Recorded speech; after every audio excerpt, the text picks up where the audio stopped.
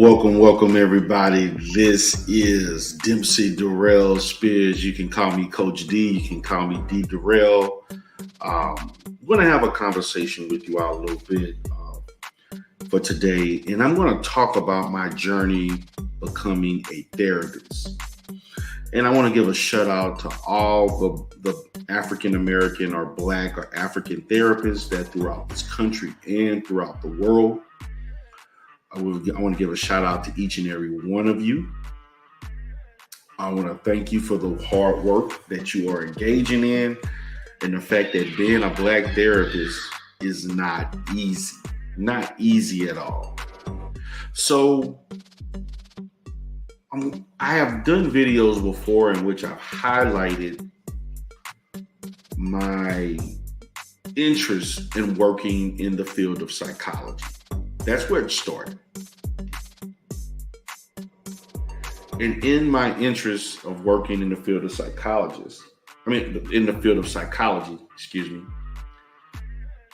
I always enjoyed interacting with people, not necessarily on a social level, but on a level in which more of a one-on-one situation, as far as not being like in a group. I've always enjoyed talking to people one-on-one. I'd rather talk to people one-on-one or in small numbers as opposed to people in large numbers. I read books about psychology. I read books about social workers and therapists helping children who are latchkey kids and kids who are getting into all kinds of negative activity, teen pregnancy, drugs, alcohol, stealing, criminality, with the lack of parental involvement. In high school and throughout middle school, I enjoyed watching movies that were mental health or psychology related. And I originally wanted to be a psychiatrist. Then I learned that the way a psychiatrist was depicted was not indicative of their true skill of their medical specialty as it relates in real life. And in most situations, the depiction of a psychiatrist is more like the depiction of a therapist or a psychologist, unfortunately. Psychiatrists do not typically facilitate therapy or provide psychoanalysis where you land on a couch and they're going through free association techniques and things of that sort to help you get through whatever issues that you have been involved in or that you experience. Once I began to study psychology and took the course in high school, it only validated that this is what I want to do in life.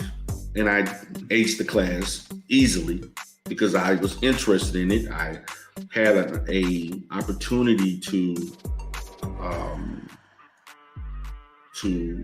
compete at the state level with tons of children from all over the state in an effort to potentially get in a scholarship based on my scores in psychology.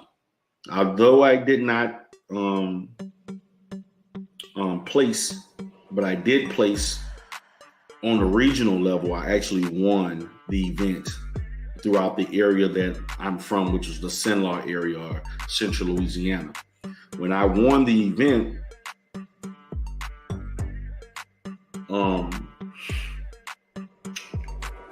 I took it very serious to go to Baton Rouge, which is the state capital, and compete at a state level with kids from all over the state.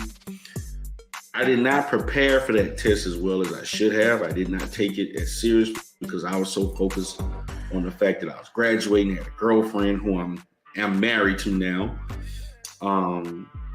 I was in sports. I was doing all type of things, working with things, thinking about things about prom, basketball, sports, and I did study, but I did not study consistently.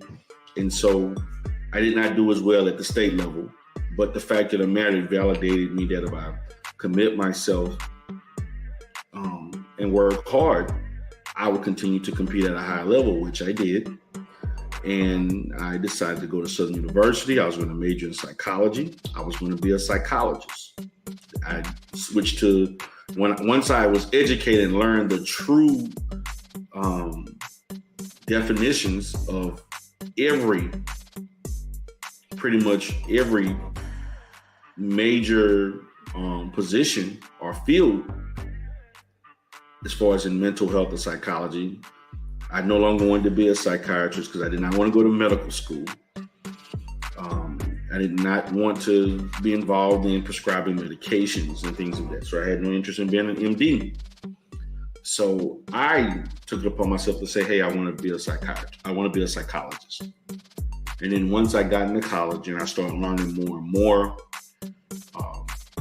as I dug deeper into the psychology field, as I dug deeper into working with people who were psychologists, and then in the essence of me doing so, I started gravitating more to being a psychotherapist, a master's level psychotherapist. And one of the reasons why I thought about that is because I understood that being a psychologist involved a lot more as far as with testing, which I don't have a problem doing, but it's not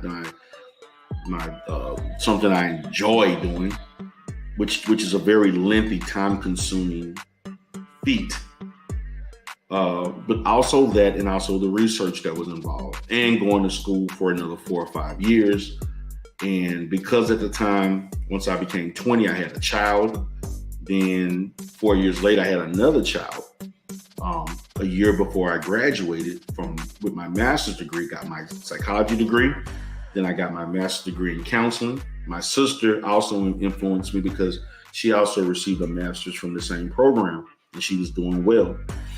So I looked at what just being realistic for me, because I had opportunities to go to a lot of colleges up north, Penn State, Ohio State, Indiana, University of Texas in Tyler. They wanted me very bad, and they were willing to give me money to come. And I turned them down. I thought it'd be better for me just to stay in Louisiana, matriculate from this mental health counseling program, become a therapist. And that was the best decision, one of the best decisions I made. And I graduated about 2.5 to 3 years later, going to school part-time. And the education that I received in that master's level program still benefit me to this day. My professors were gold. They were totally different from my professors in undergrad. They had more personality. They were not as cold and stoic in nature. They were more textbook. My professors at the master's level were upfront with you. They really taught you the ins and outs. They were also textbook too, don't get me wrong. They knew their stuff, but they brought more flavor to it. They got your attention, and they helped you understand, yes, this is what the textbook says. However, in application, in being a therapist, these are the things that are important. This is what we see. This is the field. This is what you have to experience as an African-American male, as an African-American period. They talk more in lines of how you would function as a professional.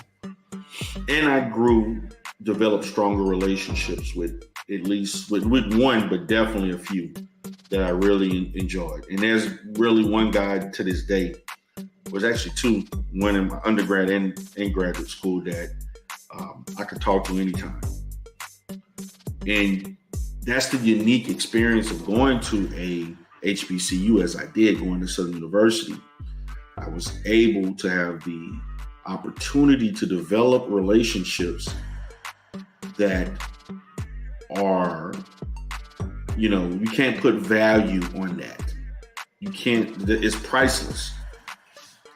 And the lessons and the education and experience of my professors that I knew in graduate school, it's things to the day that I revert back to, thinking about things that they stated, things that what I would be involved in. And I know two of them actually passed away in the last 10, 15 years, but I enjoyed it. I didn't enjoy going to class at night, 6 to 9 or 6 to 8:30 every, 2 or 3 times a week, at least twice a week. For most of the time, I took at least 6 hours. Sometimes I took 9, but usually I took 6 hours. But I enjoyed the direct conversation and education that was outside the classroom, and the internships, because I actually interned with one of my professors who was a psychologist, who was a clinical psychologist. So in that, I made some real difficult decisions, and one that I wanted to do for years, and I planned to move to Texas. I had choices to move to Houston or Atlanta, and I chose to move to Houston because I had family here. And I didn't know anybody in Atlanta, but I knew Atlanta was hot. Atlanta's still hot, but I felt like I wanted to be a little closer to home, and I could probably make just as much money or more being in the Houston area, which I did. And that was another very beneficial decision that I made to me and my family, because I had a family at the time, and I ended up getting married a year after moving here back in 2003. I got married in 2004. I finished school. I went back to school after I graduated. I took 2 classes so I could qualify as a therapist to seek my counseling license. And I went through a KCREP accredited program. And for anybody that doesn't know what that means, you can look it up. It's an accredited program, national accredited recognized program. So that was my journey, the infancy part of it. The second stage of that came about once I moved to Texas. And it was a different system, way more opportunities, things that I were allowed to do in Louisiana professional-wise, as far as the program that I worked in, did not require a license or even a temporary license. In Texas, you're not allowed to do anything therapeutic unless you have some type of license or certification. And so when I first moved here, I took jobs that in my position, I felt like I was overqualified for, but I needed to get in where I could fit in so that I could work on my license. So I moved here. I worked a paraprofessional position, hated the job, ended up getting fired from the job. And a month later, I was looking. I moved in August. Basically, September and October, I was interviewing everywhere. In November, but primarily, really, and I didn't really get a lot of interviews till like October and early November. I did a bunch of interviews, and I finally, there's one job I really wanted at the company that I ended up eventually worked at, and they didn't hire me. And then about 2 weeks later, towards the end of the year, I was hired for a position that I really wanted. I was so happy. I was ready to start as soon as I could. They told me to wait after New Year's. They actually hired me probably a week after Christmas, maybe about 4 or 5 days, maybe 3 or 4 days, maybe 3 to 4 days after Christmas. Once I got that job, my journey to becoming a therapist came about. I learned the system there, learned everything. I decided to just work and just learn their system. And then I applied for my temporary LPC internship license, which is the next step. I actually could have gotten better jobs working for other settings with that license. I could have done some other work with that, professional work. I chose not to because the job was so family orientated and it just fit well with my life at the time that I didn't want to disrupt that. And so I stayed at that position for 4 years. And I was there from 2004 to 2008. I became licensed in the end of 2006. Took me about 18 to 20 months to finish my 33,000 hours. I passed the test first, and then I got my test was passed, and I got my hours. You have to pass. At the time, you had to pass the test before or after you completed your hours. You have to have both completed before you apply for your full licensure. That was done. I passed the test on my first time. I appreciate my supervisor, even though he worked in areas that were not equivalent to the areas that I worked in, because he worked more in an educational setting. The kind of clients that I seen were not typically what he would see all the time, because he worked in the college level. They were highly functional people who just dealt with stress and anxiety, but they were able to function. On my end, I dealt with far lower functioning, far severe, community orientated, income levels, total direct opposite. But we made it work. He did expose me to other areas of counseling, as far as the educational and appraisal testing side that I was not aware of from the educational side.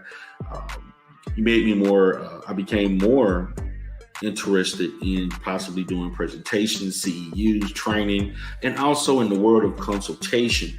He really opened my eyes to the money that could be made in doing consultations with government agencies and private sector. So that was, to me, the most valuable experience, that I was just being aware and being educated and open to that. The therapeutic side was not as much, because pretty much I was highly skilled. Probably was more skilled than him, but even though he was way more experienced, because he did not provide a lot of therapy. That was not his strong suit. His strong suit was testing and doing things within the educational realm, was dealing with educational, but not necessarily hardcore mental health DSM. He didn't do a lot of that. He dealt more within a school setting, which is, you're dealing with a higher functioning of client. I was introduced to a guy that was also an LPC, that he actually became licensed a year before I did. We eventually became business partners, which led to the next stage. Once I became licensed, really, I got my license. On paper, it was I got the license 12/20 right before Christmas of 2006. However, I didn't receive the license itself till 2017 February, and then I began doing contract work, and I made a nice little chunk of change working 10, 12 hours a week. It was basically money that I had used just to do things that I wanted to do and save, but it wasn't a great deal of money. I was making probably about $12,000, $13,000 to $15,000 a year part-time doing that, and working my other job, which was paying me, at the time on the low end. And so I did that from 2006, 2007 in becoming a therapist. But I did great work. I enjoyed the work that I was doing, the clients that I was seeing. I did a lot of substance abuse work that burnt me out.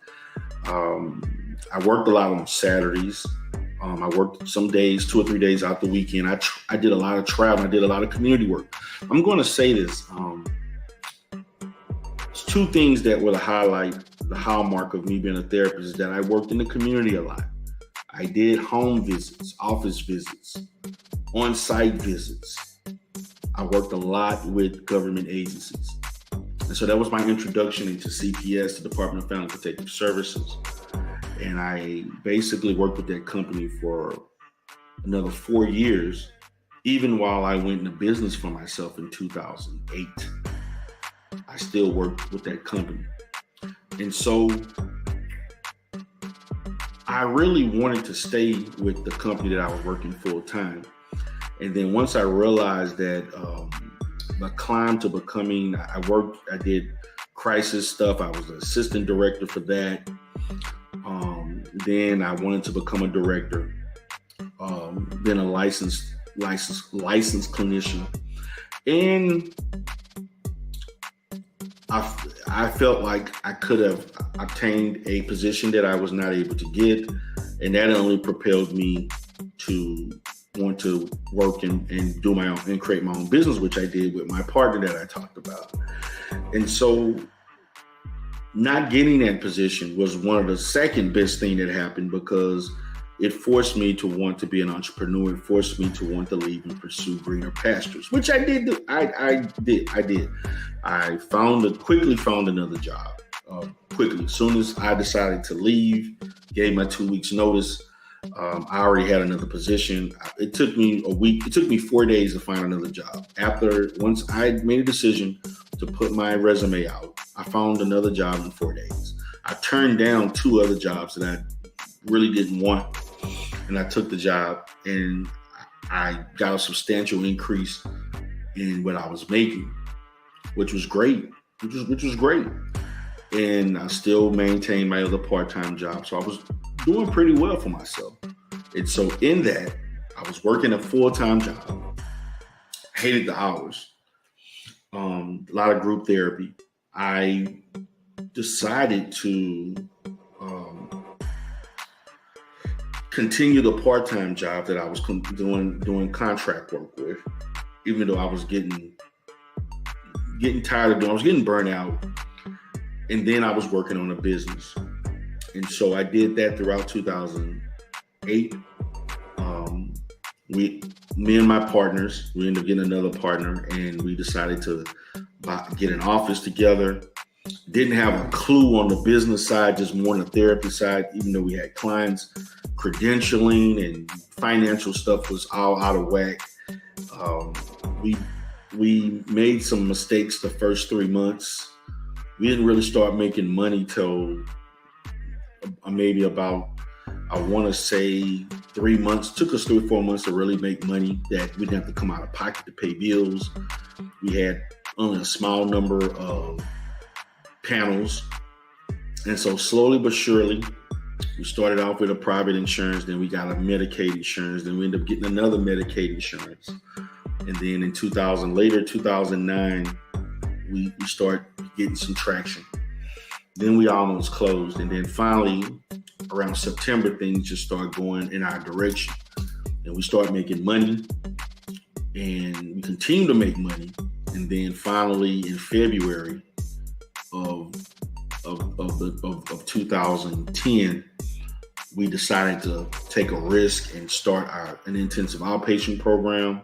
Again, my main specialty in work was done with lower functioning mental health individuals. I'm talking about people who had high levels of psychosis, bipolar disorder with psychotic features, or just bipolar itself. People who've been in and out of the hospital, low income, some IDD aspects. That's the type of clients. I like working with clients where there's a need. And so we worked. So in doing so, the business grew really fast. So I struggled, and I still struggle today as a CEO of Transitional Life Counseling and Consultation, managing how much time that I spend as the owner doing financial an administrative and being a therapist. I can't break away from being a therapist as far as not doing any therapy. That's very difficult for me. Now, what I have learned to do in becoming a therapist, because that to me, in becoming a therapist, is not just about the academic, the internship, passing the LPC exam, but in becoming a therapist, to me, it's a lifelong developmental process because you want to become better at it. Whether you pursue other licenses and certifications, it's a continual process. And so I've been in business for myself for over 14 years.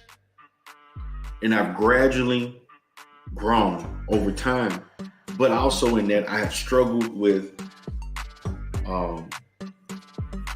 organizing and managing my time towards doing administrative business work or doing therapeutic work. I have several therapists that work for me. I have case management. I have all contracts that have slowly grown, which I learned the business of being a therapist. See, first, it became about my skill level, my therapeutic abilities. But once I got into the business of mental health, the business of being a therapist, those things changed where still maintain my level and confidence as a therapist. But now I'm being more strategic with what insurance panels I want, what type of federal or state contracting, local contracting. I've had tons of contracts with school districts, government agencies. What's too time consuming, managing my therapist. It became about the business of being a therapist because and this is the thing that hurts a lot of therapists is that most therapists are not business orientated because we're not trained to be business oriented. We're trained to be therapeutically sound. That's a difference. And so that was a struggle for me. I constantly got better and better, made mistakes that cost me money.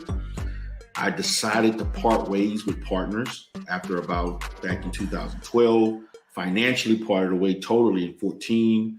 And then from 14, even though I was independent as of 2012, I wasn't truly independent financially until 2014 because we had some legal issues and we were binded by a building that we rented financially, that we parted ways with that. And so once 14 came, I made good and bad business deals. And therapeutically, I was burnt out. And then I realized I need to start, giving other people around me more responsibilities and paying them appropriately. And that's what I began to do. So in 15, I did that. 16 to this time, I have people doing things so I don't have to do it. I mean, I was doing billing. I knew the business of mental health from the therapy side, the insurance side, the financial aspects of it, the legal aspects, state funding, government. I knew it. Contracting, legal issues. And becoming a therapist is a process. And so even to this day, I'm well established. I have a really, really good, as far as how my reputation is flawless. I've had some minor issues that have come about, mainly because of my YouTube persona that kind of got in the way of some things. But overall, it was minor. But in becoming a therapist, to me, is a process that, yes, you have to go through the educational stuff. You have to go through the internship, the testing, the experience. But you're always learning. The continuing education is always going to be beneficial. So at this point for me, I sit here, a person who has multiple locations, have multiple government contracts, good reputation. I own mental health facilities. I have people working for me throughout the state of Texas and abroad. And I have a choice at this point. I don't have to take any opportunity that's come to me. I've turned down opportunities because becoming a competent therapist, you will understand our opportunities are not good opportunities. So now it's about maintaining. It's about maintaining and protecting my license, protecting my business, protecting my well-being. That's what it's more about at this point. So guys, I want to thank you all for attending and becoming and understanding me as I have obtained the growth over time, achieved the level of growth through patience, understanding, mistakes, learning from those mistakes. There's a maturation process, and it's continuing. I plan not to be where I'm at now in 10 years. Just like 10 years ago, 2012, at this time last year, 10 years ago at this time, I started my second behavioral group called Spears Community Services. And it did fairly okay. I ended up getting sick, and it really killed the money that I made that year. The latter half of 2012, I did not make a lot of money, particularly from July, August, September. I lost a federal level contract to have a partial hospital, which could have potentially made $2 to $4 million a year. And I was sitting in the bed, and the lady called me while I was in bed recovering. And I told her I don't think I would be able to do it because of my position. And she actually asked me to just get better and call her back in 30 days and see if you still want to do it because it's much needed. And unfortunately, due to issues with the building that I was financially tied to, and another partner that I had. And I noticed, I want to say this, guys, I don't do well in partnerships. Most of my partnerships failed. All but maybe a couple failed. I never had great. That's one thing in becoming a therapist / business owner, business side. Partnerships did not do well. And so that partnership failed because of some financial things and issues. And I was tied up with some other things going on. And so I was forced to let that program go. And so in 13, I rebuilt myself financially. So I lost a lot of money in 2012, built myself back up financially. I was able to do things and get things going again. I managed a lot. And so I was able to successfully rebuild myself. And towards the end of 14, all of 13, 14, things happened. But towards the end of 14, that's when I got to that next step, that next level. Then from 14 to 15, I began to branch off to other cities, particularly Dallas. And I was in Waxahachie also for a period of time. So those things happened. Those things occurred. And so not only am I giving you just the journey of becoming a therapist, but also just me as a therapist, my experience. Because it wasn't all therapeutic. It was also business. Now, I may have a unique situation because it wasn't just about me owning a private practice. It was about me owning facilities and different programs that were tied to that under the name of Transitional Life Counseling, my company. So I want to appreciate you all for being here today. Hope you all were able to grasp or learn something from what I've talked about, particularly if you are a therapist. I will say that Black therapists or Black counselors rock. Appreciate all the work because we are a minority in the field. And even as a Black male therapist, we're even a smaller minority in the field of therapists. And that's why we're needed so much. So y'all have a great day. This is D. Darrell Spears.